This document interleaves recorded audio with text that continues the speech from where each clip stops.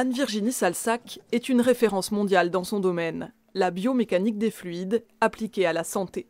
Dans son laboratoire de l'UTC, elle travaille sur des microcapsules, des sortes de globules rouges artificiels, capables d'aller délivrer des substances thérapeutiques par exemple, à un point précis à l'intérieur du corps humain. Je crois que ça pourra avoir des applications dans différents domaines.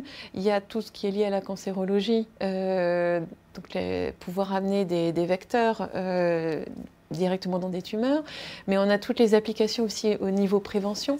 Des travaux salués par le Conseil européen de la recherche. Elle vient de décrocher une bourse d'excellence, un financement de près de 2 millions d'euros sur 5 ans, qui va lui permettre de pousser ses recherches beaucoup plus loin. En pratique, ça va déjà permettre des recrutements, puisque la moitié du budget va être dédié à des recrutements, postdoctorants, doctorants, stagiaires. Ça va aussi permettre de fédérer les collègues autour de ces thématiques, d'organiser des conférences, écoles d'été. Et puis après, il y a un budget pour de l'achat d'équipements.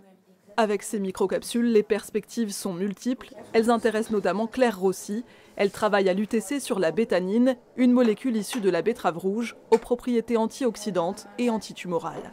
Par contre, c'est une molécule qui est très très fragile. Donc si on la met juste comme ça, elle peut être dégradée.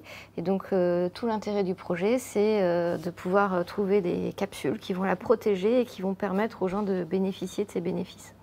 Dans le milieu ultra compétitif de la recherche, obtenir cette bourse européenne est une formidable reconnaissance. L'UTC a déjà eu des financements européens, mais c'est la première fois qu'un chercheur de l'UTC décroche une de ces bourses d'excellence. Et c'est ça l'originalité, ou l'évolution plutôt du programme cadre de recherche européen. Le programme Horizon 2020 est tourné vers des axes à la fois fondamentaux et en prise avec la société. Le monde de la recherche est un monde ouvert et non pas une tour d'ivoire, aime à dire Anne-Virginie Salsac. Son projet rayonnera bien au-delà de son laboratoire, en partenariat avec d'autres universités françaises et européennes.